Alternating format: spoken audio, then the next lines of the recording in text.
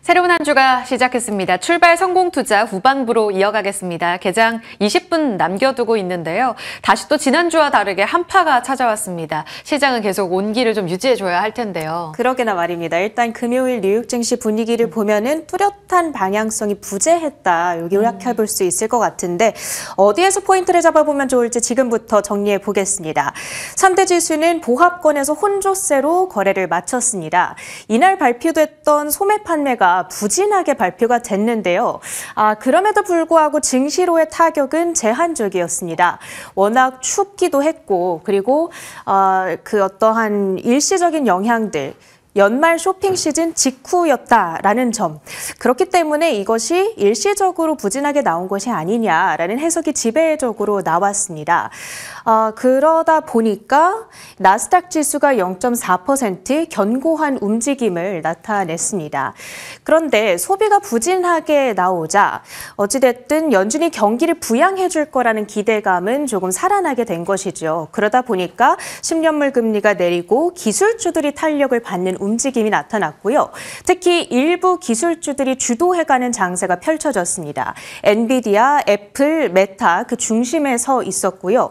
13F 공시가 발표된 영향 역시 있었는데 이 내용 뒤에서 자세하게 살펴보겠습니다. 주요 특징주 엔비디아가 2.6% 올라섰습니다. 지난주 주간 단위로 7%대 급등세를 달려가고 있는 상황. 이날의 경우에는 델이 일론 머스크의 xAI에 서버를 공급하기 위해서 50억 달러 규모의 계약 체결이 임박했다라는 소식에 따라서 이 탄력을 받아갔습니다. 이 해당 서버에는 엔비디아 블랙웰이 탑재되어 있다라는 점도 참고해 주시면 좋겠고요. 애플은 1.2%의 상승이었습니다. 중국에서 AI 폰 출시가 될 거란 기대감 지속적으로 자리하고 있고요. 메타뉴스 뒤에서 역시 살펴보겠습니다. 그 밖에 큰 폭의 움직임을 나타냈던 종목들 정리해 볼 텐데 헬스케어 테마 내에서는 일라이 릴리의 주가가 3%대 내림세를 그렸습니다. 케네디 보건복지부 장관 지명자에 대한 인준안이 미국 상원에서 통과됐다라는 소식에 따라서 이 케네디 장관은 백신에 대해서 회의론적인 입장을 가지고 있는 인물이다 보니까 주가에 악영향이 있었고요. 슈퍼 마이크로 컴퓨터는 실적 발표 이후에 상장 폐지에 대한 우려가 일부분 완화되면서 13% 뛰어 올랐습니다. 그리고 메타가 휴머노이드 로봇 개발에 참전한다는 소식이 들려왔는데 메타는 슈마컴의 주요 고객사 가운데 하나이기 때문에 나중에 수혜를 받을 수 있지 않을까 하는 기대감 역시 자리하고 있죠. 반면에 어플라이드 머티리얼즈 반도체 장비사에 해당하는데 2분기 매출 전망치가 실망을 일으키면서 8%대의 감소세를 나타냈습니다. 특징주 조금 더 보겠습니다. 중국 관련주들은요. 1월 중국의 위안화 대출이 양호했다. 소비 증가에 대한 기대감을 부추기면서 알리바바, 징둥닷컴, 인터넷 관련주들을 중심으로 상승세를 연출했습니다. 항생 지수가 리레이팅을 받고 있다는 점도 특징적으로 포착해 볼 수 있겠고요. 에어비앤비와 리비안, 여타 급등주로 포착이 되고 있습니다. 베테랑의 투자 노트입니다. 여기서 말하는 베테랑이란 워렌 버핏이라고 할 수가 있을 텐데요. 지난 금요일 13F SEC 분기 보고서가 올라왔습니다. 주식 자산 1억 달러 이상 기관 투자자들이 매 분기마다 자신들이 보유하고 있는 주식의 현황을 보고하는 것인데요. 조지 소로스, 레이 달리오, 빌 애크먼, 워렌 버핏 등의 대형 투자 구루들의 이 투자 동향을 우리가 엿볼 수 있는 중요한 단서로 참고가 되고는 합니다. 버핏의 포트폴리오 변동 내역을 보니까요. 애플에 대한 이 주식 매각을 중단한 것으로 나타났습니다. 3분기까지 계속해서 팔아치우다 보니까 월가에서 관심을 좀 많이 받았었는데 보유 비중이 여전히 28%로 상당히 높게 잡히고 있고요. 코로나 맥주로 유명한 컨스텔레이션 브랜드, 시리우스 XM, 옥시덴탈까지 추가로 매입한 것으로 나타났는가 하면 반대로 금융주에 대한 매각은 지속을 했습니다. 울타뷰티, 화장품주 역시도 팔아치운 것으로 나타났고요. 엔비디아의 포트폴리오 변동 내역 상당히 상당한 관심을 받아갔습니다. 위라이드, 중국의 자율주행 업체는 매입한 것으로 나타나면서 주가가 80%대나 튀어오르기도 했고요. 그랬던 반면에 암홀딩스, 그리고 작년 한 해 동안 400% 가까이 폭등했던 사운드하운드 AI 등의 종목들은 매각한 것으로 나타나면서 주가 역시도 급락으로 진행이 됐습니다. 휴머노이드 경쟁에 대한 헤드라인들 최근 들어서 정말 심상치가 않게 들려오고 있습니다. 지난주 14일 메타가 라마 기반의 휴머노이드 로봇 경쟁에 참전한다, 이런 소식이 블룸버그를 통해서 전해졌습니다. 인간의 형상을 띠고 있고 메타의 AI 모델인 라마가 탑재되는 그런 형태를 띠게 될 건데요. 그런데 그 전날이었죠. 구글 역시도 휴머노이드 로봇 스타트업에 투자한다는 소식이 들려왔었고요. 그 전날인 2월 12일에는 거밍치 애널리스트가 애플이 로봇 분야를 연구 중이다, 이런 소식을 전하기도 했습니다. 그 밖에도 그 전달 오픈 AI, 아마존, 엔비디아까지도 직간접적으로 휴머노이드 로봇에 투자를 하거나 개발을 진행 중이라는 헤드라인들이 전해졌었습니다. 그래서 그 내용들을 쭉 이렇게 정리를 해봤는데요. 얼마 전에 모건 스탠리에서 발간한 관련한 보고서가 있었습니다. 휴머노이드 100이라는 제목을 가지고 있는데요. 휴머노이드 로봇 시장이 10년 안에 60조 달러, 그러니까 약 8경 6,600조 원 시장까지도 성장할 수 있을 거라는 전망과 함께 핵심 밸류 체인들을 잡아 넣었거든요. 여기에 미국 기업 가운데서는 테슬라와 애플, 아마존 등이 포함됐는가 하면 우리나라 기업들도 지목이 됐습니다. 삼성전자의 DS 부문, SK 하이닉스, 현대차, LG 네이버 등까지 잡히고 있는데요. 관련해서 가장 수혜를 입어갈 만한 종목으로는 어떤 것들이 있을지 잠시 후 자세하게 살펴보겠습니다. 지금부터는 서울로 가보시죠. 지난 한 주 동안 우리 시장의 저력을 확인했던 흐름, 이번 주까지 다시 한번 계속 이어질 수 있을지 기대감이 큰 2월 중순입니다.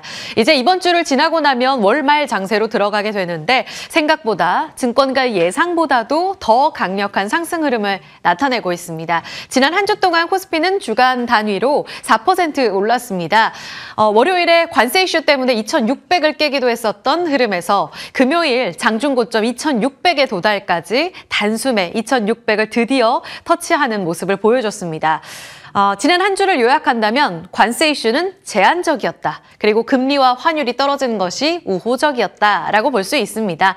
관세 이슈의 소화력을 확인했던 흐름 안에서 지금 본다면 4월 1일에 상호 관세를 부과하겠다고 트럼프 대통령이 이제 발표를 한 상황이죠. 그때까지 협상용 카드로 남겨놓은 것에 시장은 안도란 상황이고요.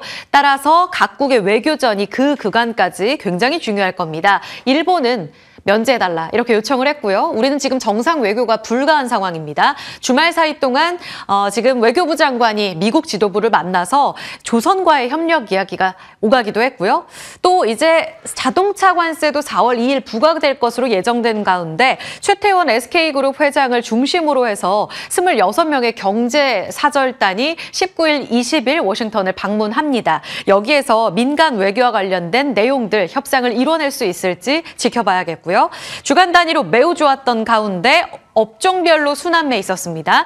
인플레 해지 차원에서 4.3%의 금리가 살짝 올라가기만 해도 조선방산 변압기 좋았고요. 4.0에서 4.3% 반도체 등락, 그리고 그 아래는 로봇 바이오 2차 전지 건설, 금리 떨어질 때마다 성장주 단으로 힘받아갔고요. 이제는 실적 시즌 마무리가 된 국면 안에서 지난주까지 실적 키워드는 매우 시장에서 강력한 무기가 됐습니다. 미용, 음식료, 엔터.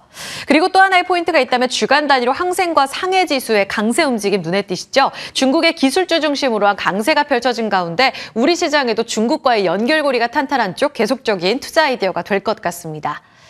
자, 이 섹터는, 이 판은 잠깐 보고만 가시면 될 것 같은데요. 2월 10일에 인플레 다시 한번 시장에서 중심점에 선 개념이 됐고 금리와의 공식을 좀 기억합시다라는 측면에서 지난 월요일에 가져왔던 표입니다. 4.3에서 4.7% 금리 살짝 올라갈 때마다 조방산 기억하셔야 될 것 같고요. 조방변 기억하셔야 될 것 같고요. 그 아랫달에서 조금 안정화될 경우에 반도체, 지난 한 주 동안에 삼성전자가 올라왔기 때문에 반도체 힘 받은 것 기억하실 겁니다. 있습니다. 그리고 성장주 단에서는 제약바이오 금요일장 좋았었죠. 그리고 재건 이슈와 함께 건설주들이 튀어오른 가운데 하반기에는 건설이다라는 증권가의 호평까지 나오고 있는 만큼 눈여겨보시기 바랍니다. 성장주는 계속 체크해 드릴게요. 자, 그러면 2600을 오늘 돌파해서 안착할 수 있을까요? 이번 주는 2600 안착, 여기서 가장 중요한 주도주 찾기에 시장은 큰 관심을 보일 겁니다. 반도체가 주도주의 명성을 되찾을까요? 지난 상반기 7월까지의 강세 흐름을 나타냈던 우리 시장의 주도주였죠. 그런 가운데 제2의 HBM으로 자리 잡을 차세대 메모리, 소캠과 관련된 상용화 기대감, 이 단독 보도를 통해서 보도가 되고 있는 내용입니다. 이 내용 눈여겨보셔야 될 것 같아서 가져와 봤고요. 지난주 금요일에 전해드렸을 때에는 우리 정부 쪽에서 1조 원의 돈을 들여서 온디바이스 AI, 자체 AI 칩과 관련된 반도체 생태계를 키우는 데 주력하겠다는 내용을 전해드렸습니다.